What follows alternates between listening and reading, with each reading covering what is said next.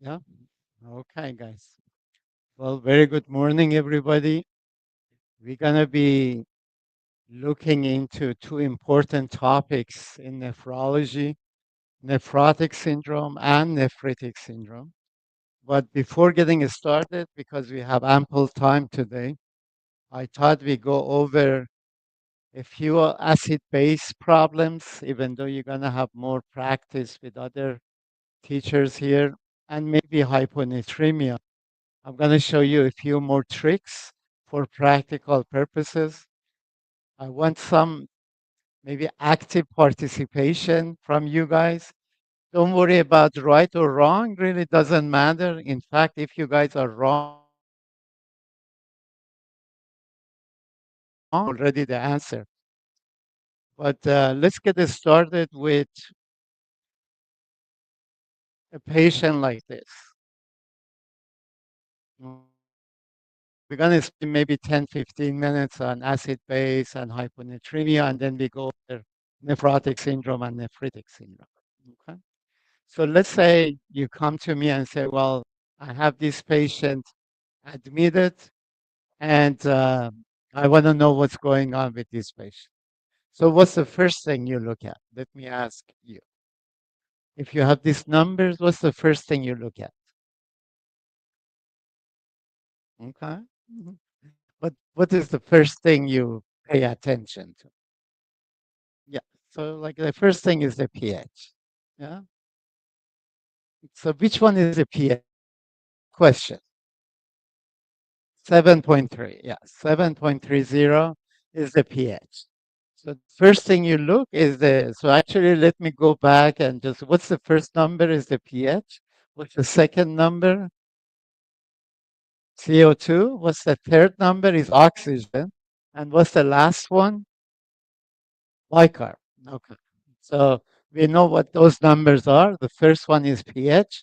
Second one is CO2 and usually follows the same logic always. So pH, CO2, oxygen, and bicarb. So we look at the pH.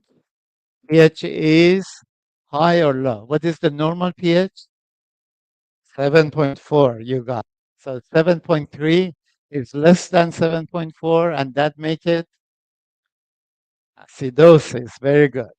So you look at pH, either is alkalotic or acidotic. We have acidosis. What's the next step we look? You look at bicarb and CO2, but like the bicarb is here, the normal bicarb is 24, so 15 would be low, and that makes it metabolic acidosis. Very good. What's the next step? So we have somebody with acidosis and metabolic acidosis. What is the next step we look at? Very good. And what do you look at? Excellent. So you look at CO2 as the next step, and CO2 normal is 40. This is 27. And what does that tell you then? Let me ask your colleague. What does that CO2 of normal is 40, and you have a CO2 of 27, and that would be,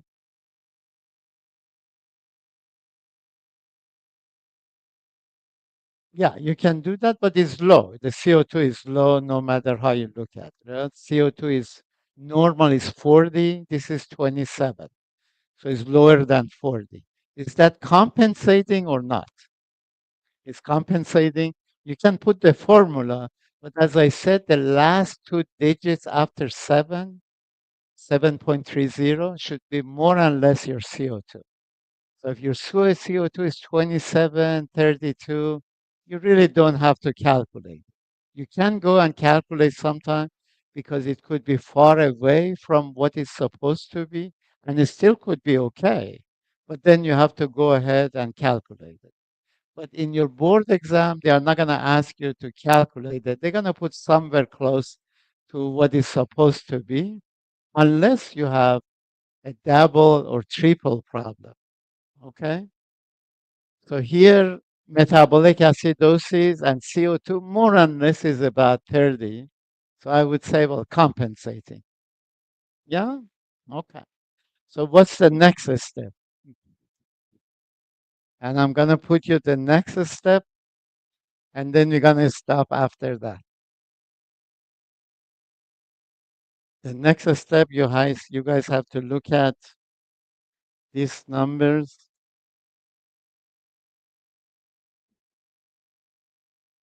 Sodium of 140, potassium of 5, chloride of 110, and bicarb of 50. So as I said before, there are just two types of metabolic acidosis, right? And you guys remember what are those? Let me ask our friend. You remember what are those types of metabolic acidosis? Very good. Very good. Anion gap and non-anion gap metabolic acidosis. And what is the anion gap here? Let me ask you.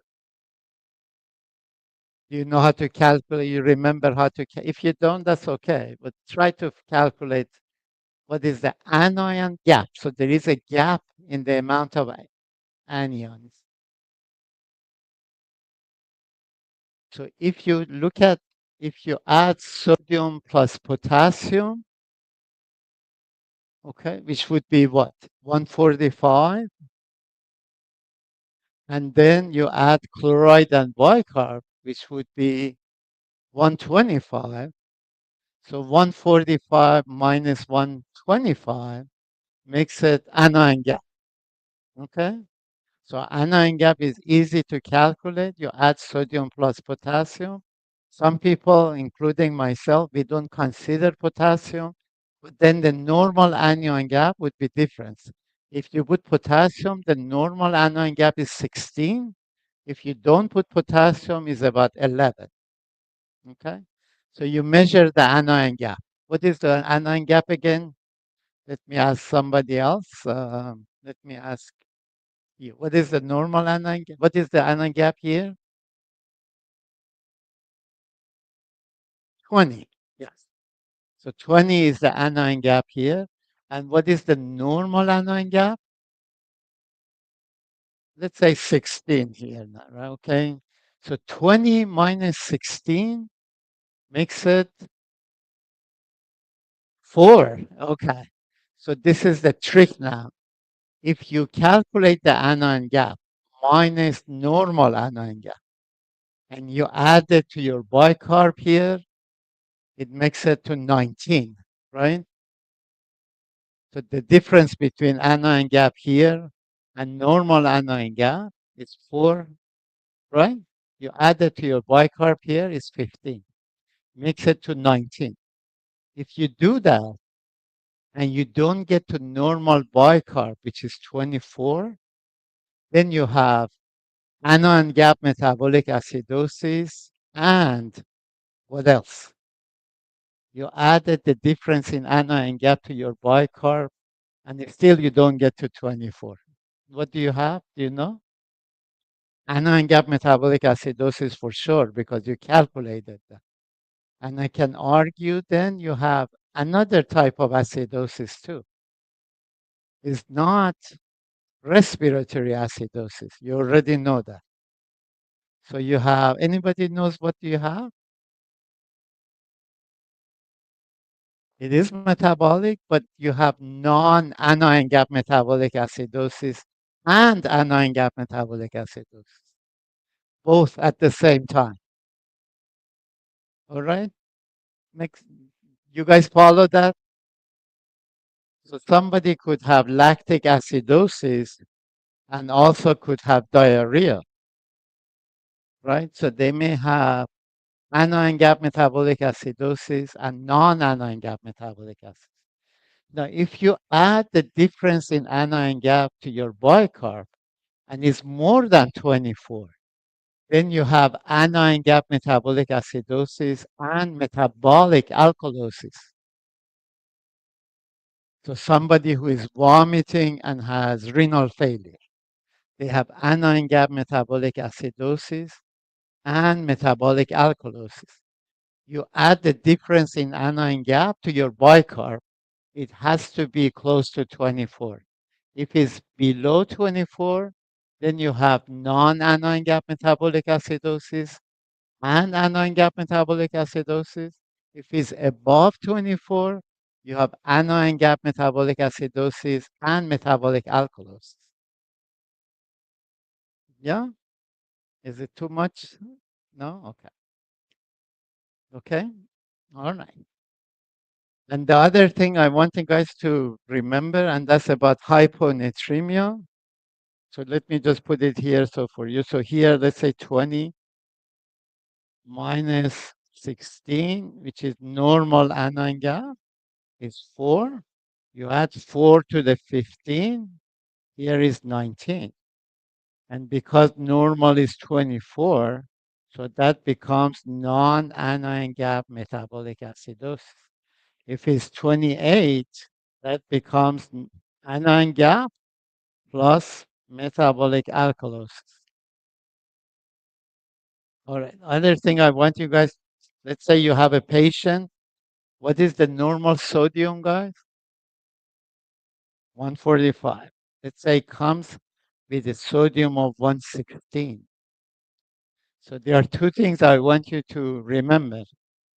If somebody comes with very, very low sodium, and that is below 130, you have to be very careful. If it's below 120, if that's an emergency. So you have to treat them immediately, especially if they have symptoms. Okay. But let's go back to diagnosis now. Let's say you have a patient come to me and sodium is 116. And you want to see, well, why this patient has hyponatremia. Okay. What's the first thing you check? Very good. Serum osmolarity. That's the first thing we check because you don't want to treat somebody who doesn't really have hyponatremia. And let's assume that the normal serum osmolarity is 280. Let's say I make it 260 or 300. So if the serum osmolarity is 280, I told you that's not a true hyponatremia. You shouldn't be worried about it. That's maybe too much lipids or protein. What happens if it's too high, if it's 300? So osmolarity is very high when you have hyponatremia. This would be what case? What would be a typical patient they may ask you? Do you remember? Osmolality should not be high in person who has true hyponatremia, right? Osmolality should be low. The total amount of sodium osmoles are low. So osmolality should be low. But here you see it's very high. That would be somebody, let's say, with diabetes, right? Because they have glucose, or if somebody's been taking, I don't know, like Mantos or anything that would be with high active osmoles, the water goes from inside the cell to outside. So you get hyponatremia just because you get a lot of water outside of the cell. But if it's 260, it would be somebody who has true hyponatremia because sodium is low and osmolality is low. What's the next step then? We have somebody with true hyponatremia. What is the next step we have to figure out? Not yet. I mean, you can do that. That would be very smart to do that. If it's less than 100, what do you have? That's right. That's exactly right. The primary polydipsia, somebody. If it's more than 100, then you move on and figure out what else they have. I check the urine osmolarity, but not everybody does that. The same thing, the next thing you have to follow if you want to follow the guideline is the volume status of a patient. Volume, how do they look like? Either they have a lot of fluid, they have ascites, they have edema, or they look dry, or they look normal. These are the three options you can have. I'm not going to talk about somebody with a lot of fluid. They usually have heart failure, liver failure, or kidney failure. And if they are dry, usually somebody who has lost blood or have not been drinking for a long time. But the ones that you really want to focus are people who are euvolemic. They look isovolemic. They look like you and I, but they have hyponatremia. That is called SIADH, inappropriate secretion of ADH. And these are the questions that you will have in your board exam. SIDH with cancer, SIDH with infection in lungs. Those are people that you have to fluid restrict them because they have too much water in their body. If you check the ADH in these people, would it be low or high? Very good. It's going to be high, inappropriately high. It should be low, but it's inappropriately high. Very good. All right. So let's go to nephrotic syndrome and nephritic syndrome.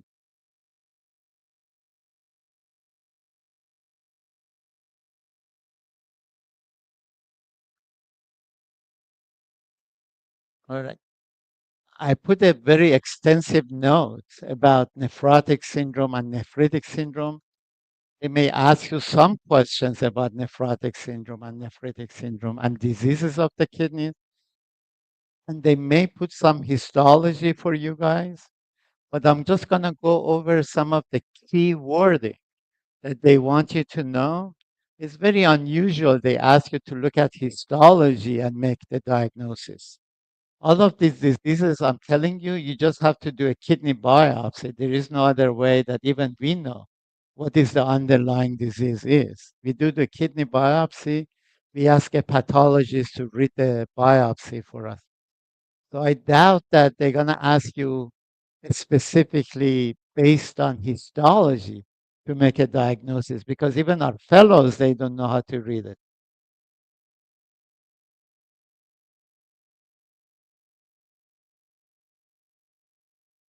No, no, these are I explained to you. So these are people, let's say this patient come to me. And this is a very typical patient, a 37-year-old. And they say, well, doc, I don't know what's going on. I have developed foamy urine when I urinate. And when you look at them, these are the ones that are hypervolemic. They have edema. Okay. And I know that, well, may or may not have kidney problems. But once I look at the amount of protein in the urine with a dipstick, I realize that they have a lot of protein in the urine. So then I know they have kidney problems because you're not supposed to have protein in the urine or a lot of protein in the urine. So I know they have kidney problems. So there are two types of kidney problems in general, nephrotic syndrome or nephritic syndrome. Nephrotic syndrome, when somebody comes with these signs, they have protein in the urine, they have low albumin. That makes sense because if you lose protein, you're going to be losing albumin, right? So the amount of albumin in the body would be low, the amount of protein in the urine would be high, and they develop edema. This combination is called nephrotic syndrome. So patient come to me, I write in the note, a patient comes to me with nephrotic syndrome. That's not a specific diagnosis, but limits the number of diseases that we have to think about.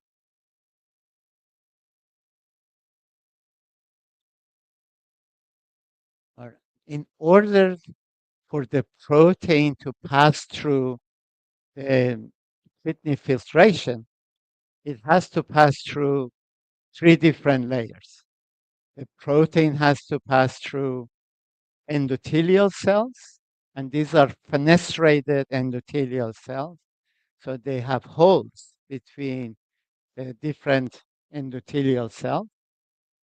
They have to pass through basement membrane, okay? And even though it seems that nothing's gonna pass through it, basement membrane, they look like tunnels. Things pass through basement membrane. And then they have to pass through podocytes that they look strange here, but this is just the cut. of podocyte. If you look at the actual podocyte, the way they look something like this. So this is glomerulus you see up there. This is the type of podocyte you see in the kidney. You see these interdigitated cells that goes through and pass along different types of the other cells. And these are very specialized cells. If they ask you something about kidney, would be about podocytes, because there have been a lot of discoveries, recent discoveries in terms of what podocytes do and mutations in podocytes. And people who write board exam for you guys, as well as internal medicine boards or nephrology board, they are people who are working, many of them in this area. So podocyte, you can see the cells up there. This is a different section on the side. And there is something called a slit diaphragm that's kind of like it stops many things to pass through podocytes. And if you want to learn just few proteins that are involved here, remember nephrin, that's a protein that puts together, kind of like binds two podocytes together. And people have found that mutation in this protein kind of makes the connection loose and the proteins can pass through the slit diaphragm. Okay. There are other important proteins, synaptopodin, that is also important.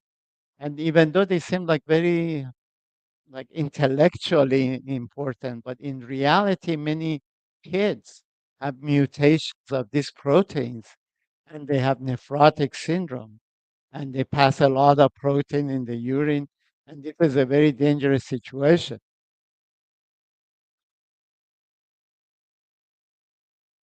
Okay, so podocytes, these are highly differentiated. They don't proliferate, they are quiescent. They are important for filtration barrier, and they also form part of the basement membrane. So they secrete part of the collagen that goes inside the basement membrane. These are the main functions of podocytes. Then we have,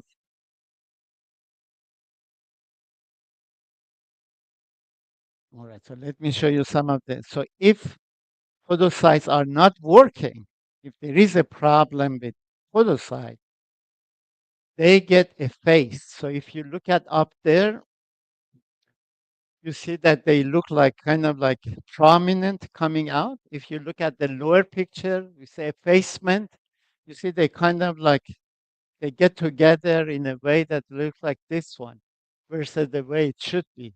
If this happens, then proteins can pass through them. So effacement, if you read somewhere in any exam that they see podocyte effacement, think about proteins passing through and most likely proteinuria.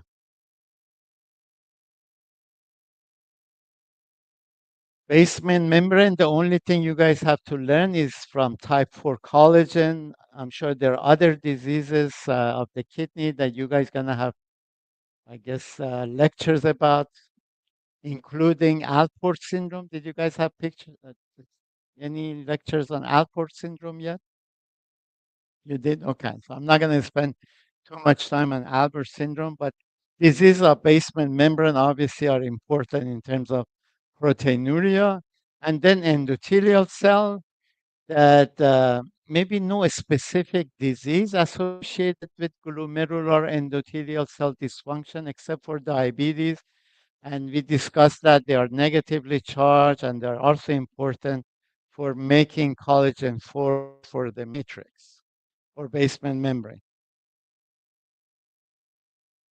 And then mesangial cell, these are they're important in terms of support. These are the mesangial cells here in the middle. They support the structure of glomerulus, but also they're important for phagocytosis and making the extracellular matrix. Now, the last part is the way you get kidney disease is an immune problem most of the time in the kidney. And the way it happens that there are immune cells all over the body. Somehow they recognize something in the kidney, and that could be something on endothelial cells, basement membrane, or podocyte.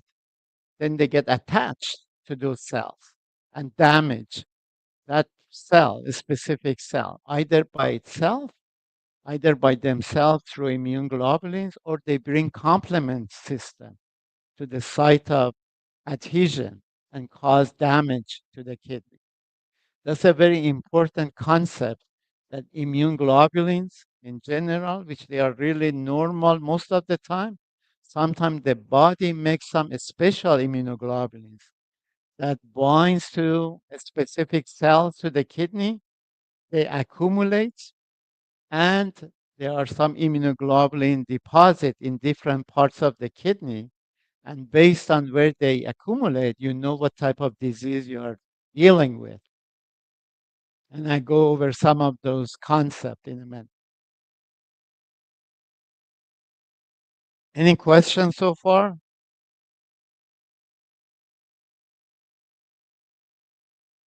Okay, the way we look at the kidney biopsy, and let's say this patient comes to me, I think, well, it has some sort of nephrotic syndrome. I send them for biopsy. And the way biopsy works is that they go to interventional radiology, they get a small amount of anesthetic, they get a big needle and get very small amount of the kidney, and they send it to the pathologist. And pathologists take a look at the section and they look at different things, podocyte, whether they're effaced or not, basement membrane, whether they are widened or narrowed, and they look into, well, where are these deposit of immunoglobulins? It could be, let's say, on top, they are under endothelial cells, right? On top of endothelial cells, or they could be in mesangial, around mesangial cells, or could be, below or under podocyte. You see, there's a post-strep. So this deposit stay there, and you can see them when you do electron microscopy.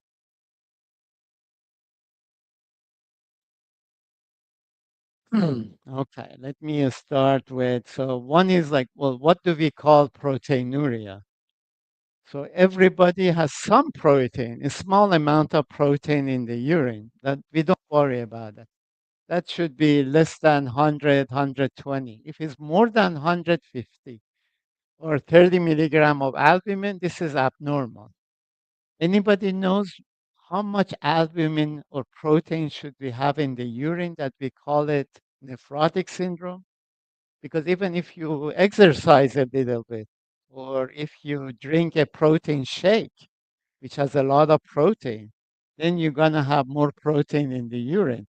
We don't worry about it. But when we talk about nephrotic syndrome, somebody has to have huge amount of protein in the urine before we get worried.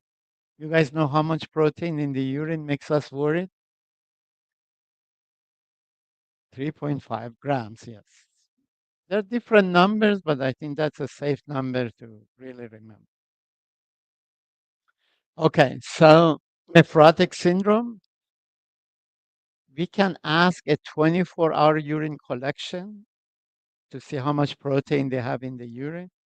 But for many people, it's very difficult to collect 24 hours of their urine. The easier way is we ask them a spot urine and we measure urine protein to creatinine ratio, which is a number you can just, it gives you the lab ratio. Anything above 3.5 gram per day or 3.5 milligram per milligram of creatinine is called nephrotic range proteinuria. So if you're looking protein to creatinine ratio, it would be 3.5 milligram per milligram. If you have 24-hour urine, would be 3.5 grams per day. They have to have low albumin, but also they develop edema.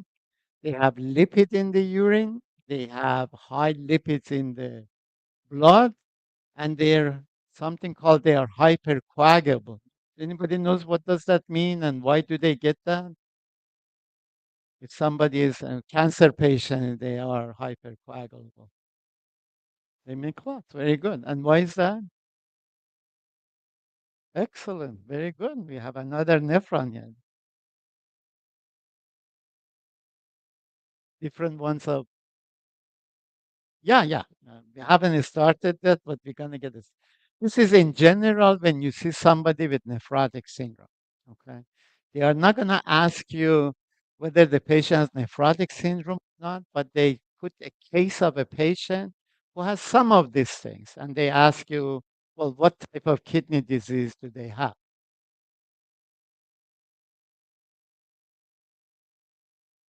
Okay. So if somebody has nephrotic syndrome, your first initial thought should be they have diabetic kidney disease. Okay. You don't need a biopsy if somebody has diabetes and has kidney disease and comes with nephrotic syndrome. I talk about it at the end. But if they don't have diabetes, then you do have a kidney biopsy. And these are the three form of diseases that you want to figure out which one could it be.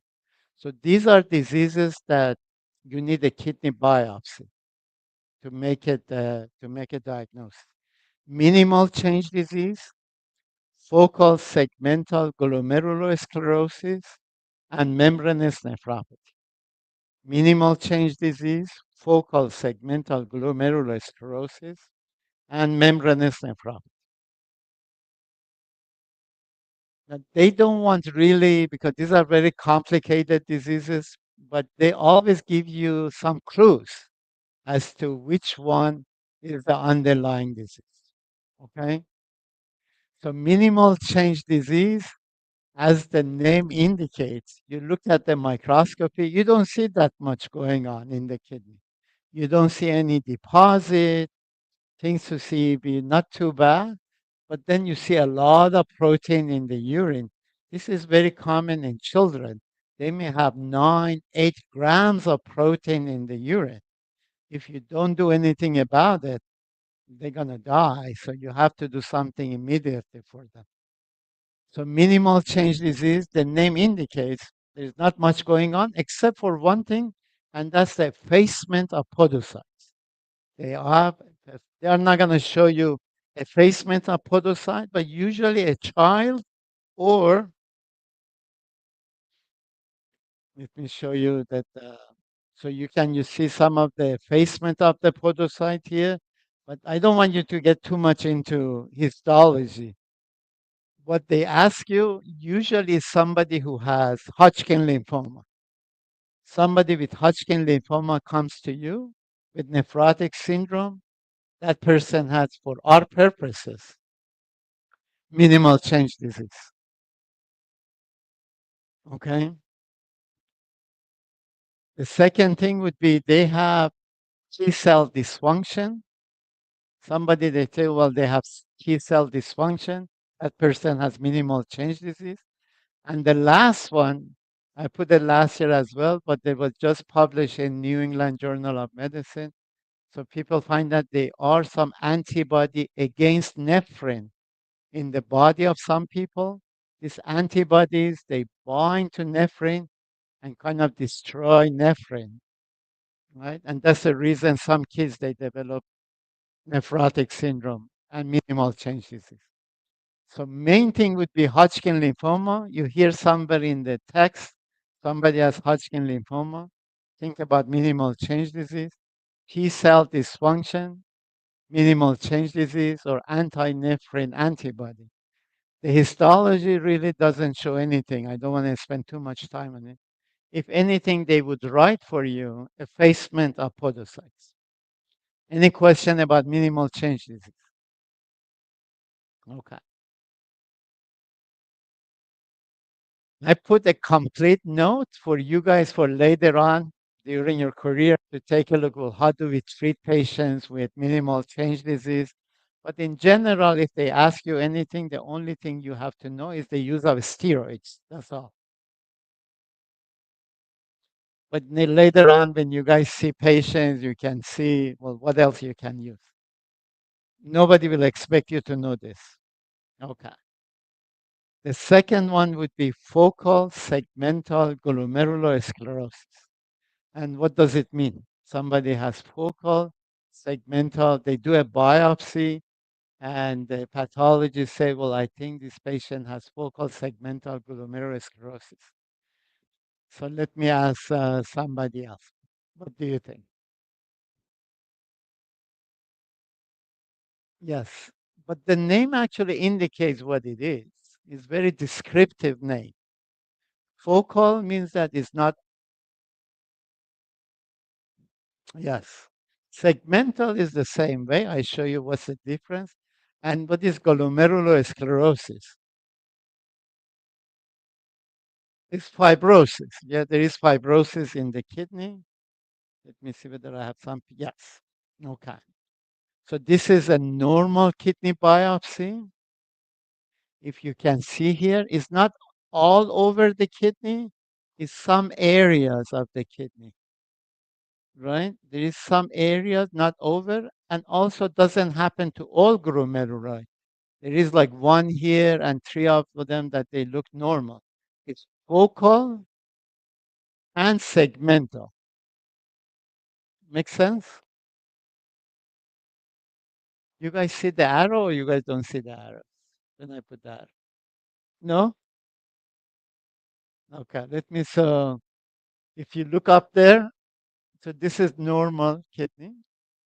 If you look at up there, you see the upper part of it on the left side, you see fibrosis, but it's not all over the glomerulus. It's just one part of it, right? That makes it focal.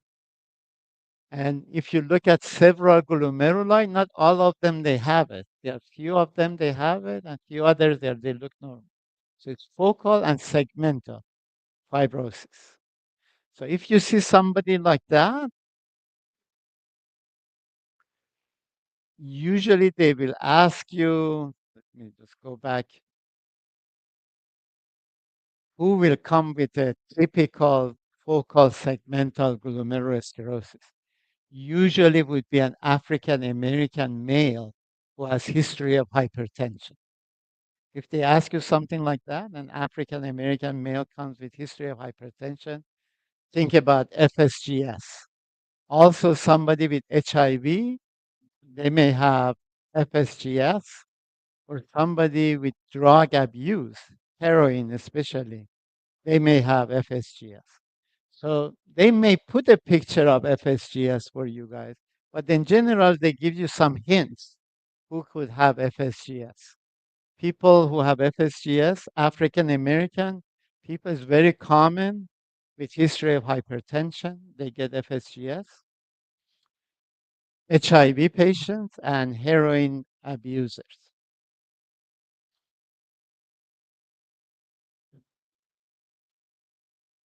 Okay. Now, the other thing that has been a lot of emphasis in terms of research these days is the what happens to nephrin or podosine. And this is, let's say, this is podosine, podosine here, nephrin here. Also, mutations, a specific mutation in nephrin could cause FSGS. So I mentioned this thing because, as you guys know, this board exam, they are very interested not only to ask classical questions, but some of the things that have been established in the recent years just to make sure you guys are following some of the new science and new advances in medicine. So FSGS also could be associated with some of these mutations in nephrin or podosine. And this is the typical picture. Let me see, you guys, you see it now? Yeah. This is a typical picture of FSGS. Yeah. Electron micro, well, this is actually a disease that you really don't need electron microscopy because the reason is because there are no deposits of immunoglobulins there. So minimal change and FSGS, because there are no immune deposit, they go by just regular microscopy. They look at electron microscopy just to see that there are no immunoglobulins. So that makes it FSGS or minimal change.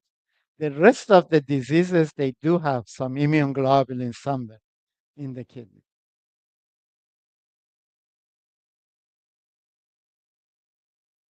Yeah, you can see effacement of podocyte, but also you can see effacement of podocyte on microscopy. A pathologist can do it, but we do electron microscopy on all of them anyways. And you can see much better effacement for sure on electron microscopy. That's for sure, yes.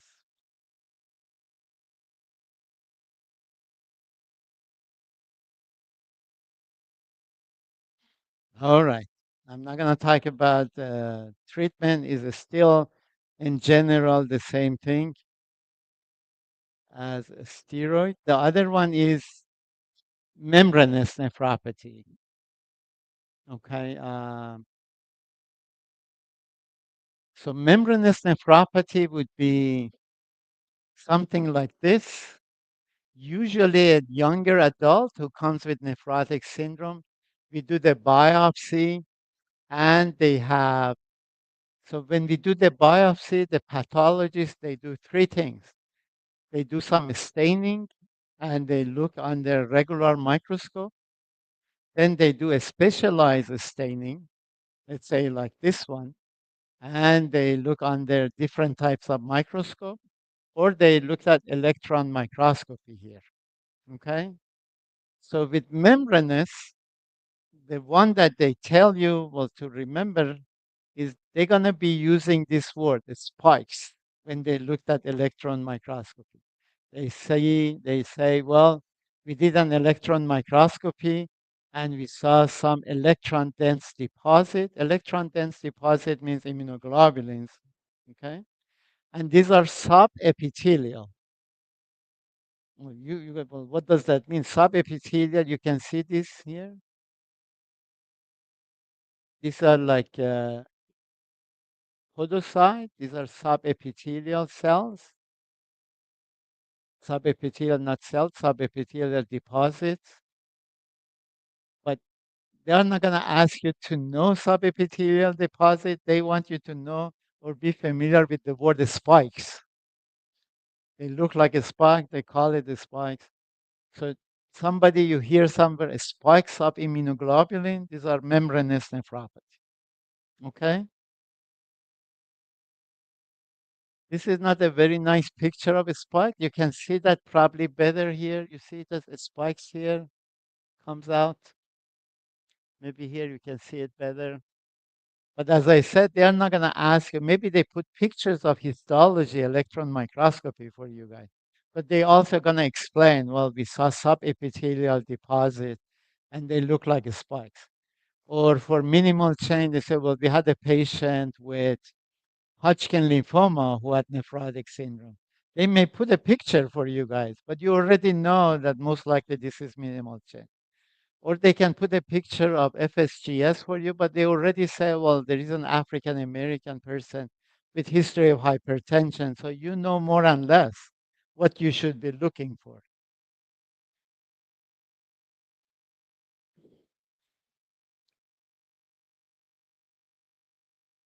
Okay. The last thing about membranous, and that's because they clone one of the receptors, the antibody binds to it. It's called phospholipase A2 receptor or PLA2R. And this is something that most of the time we call these diseases idiopathic. We don't know exactly what they happen. But somebody figured out that this receptor, this phospholipase A2 receptor, is very important because they make some body makes some antibodies against that. And then they get deposited and they make these spikes, subepithelial deposit that we just saw. This subepithelial deposit, in many cases, are antibodies against this antigen. So nowadays, we order antibodies against PLA2R and we follow the disease. We don't have to do biopsies all the time. We check the PLA2R antibodies and we know whether the patient is getting better or worse. Okay? Yeah? Okay. Questions so far?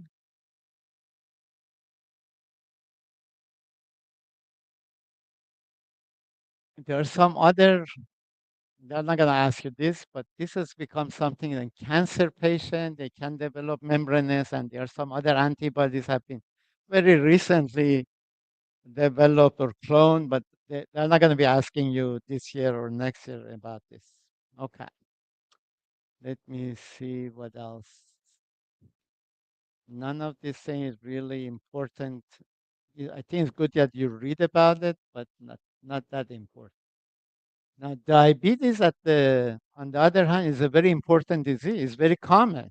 Most of our patients are diabetic patients who have high blood pressure.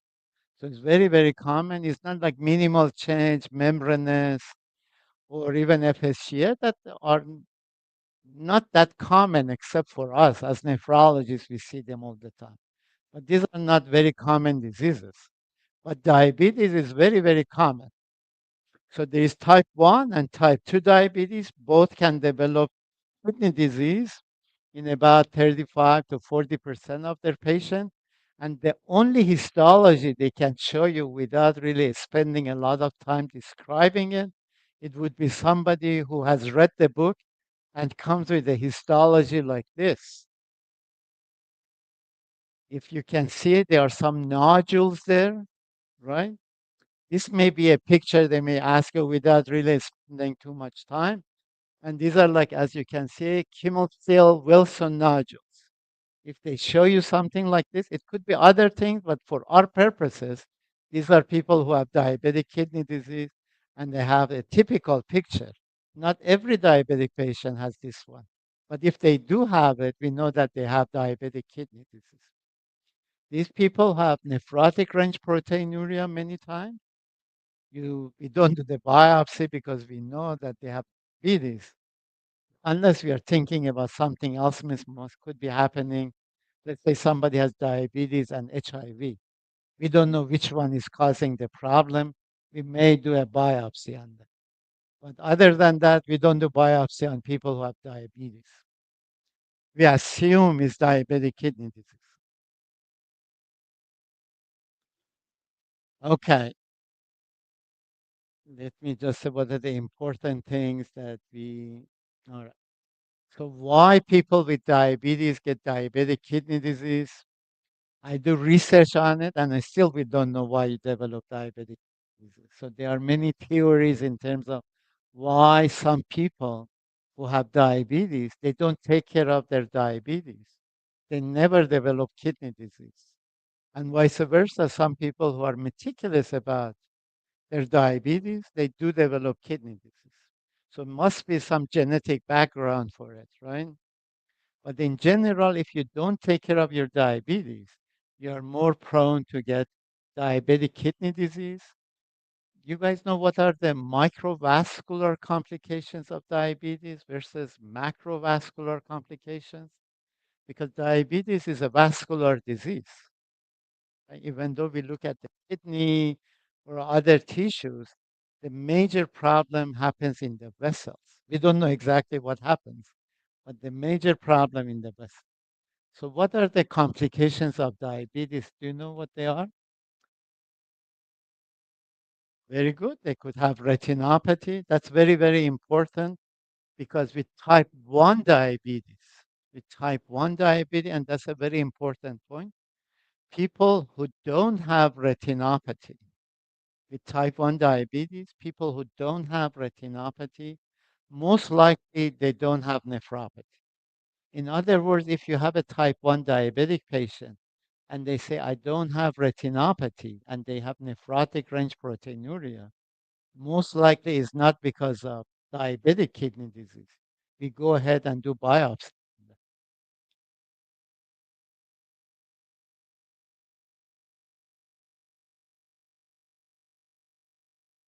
with diabetes. Yeah, they can get papillary necrosis as well. But in general, the major problem would be I'm just talking about the major problems of diabetes in general. So it's kidney problems, as she said, retinopathy. These are called microvascular complications of diabetes. Anything else? There is one more in terms of just microvascular versus macrovascular complications. So diabetes is number one cause of kidney failure, blindness, and what else? Very good. Neuropathy. Very good. Excellent. So they get their feet hurt, they can get ischemia in lower limbs. Yes. But what is a macrovascular complication? They're also at risk for what? Yes, you. Well, we already mentioned that because that's a microvascular. What is a macrovascular? Something that is really big vessels go in there. Here, yes. So cardiopathy is a macrovascular complication of diabetes. What else? A stroke is a complication of diabetes. I mean, many people they get many different types of problem, but there are four things that you guys have to remember about diabetes: cardiac problems, kidney problems, retinopathy, and neuropathy. These are major problems people get with diabetes. They can get a stroke, they can have liver disease. There are many types of disease, a chronic disease that affect many organs because it's a vascular disease. It goes all over the body. Okay. So I put all these things for you guys to read because this is not like hyponatremia or acid base that you really have to know exactly what happens. The only thing that you guys have to, I don't know about this year they will ask, but there have been a number of recent advances in treatment of patients with diabetic kidney disease. I'm just going to mention the name of the drugs. I'm sure that in pharmacology or other uh, lectures, you're going to hear more about them. But it's possible, I don't think it's still yet, but there are some new medication, including SGL2 inhibitors. They inhibit the reabsorption of sodium in the proximal tubule, but also they inhibit the reabsorption of glucose. So initially they were made as a diabetic medication, but then they found out that actually works very well for cardiac protection and kidney protection. So many people now they take SGL2 inhibitors. There are also mineral corticoid receptor antagonists and GLP-1 receptor agonists. I mean, I don't have time to talk about that, but other lecture because these are not just for the kidneys. They work for a stroke, they work for cardiac protection, kidney protection. But still, I think it's too early to ask you guys about it. But when you start your clinical rotations, you will see that if you remember, maybe 10, 15 years ago, we were putting patients on ACE and ARBs. Now, almost everybody get one of these medication as soon as we see them because of their protective effects down the road. And with this, I'm going to stop with, let me see if there is anything else I want to talk about. This SGL2 inhibitors. All right. So I'm going to stop here and make sure that you guys following the nephrotic range proteinuria that is called nephrotic syndrome. Either the patient has diabetes or minimal change, focal segmental glomerulosclerosis, or membranous. Who gets minimal change? Patient with Hodgkin lymphoma. People who may be taking aspirin also, huge amount of aspirin, they could develop minimal change disease or membranous. And FSGS would be people who have African American with hypertension or HIV patients. I think if you guys know these things, I think it's enough for our purposes. All right, so we're gonna get a few minutes, get relaxed, and then come back. And nephritic syndrome is much easier, and it's just a few diseases you guys have to know. All right, thank you guys.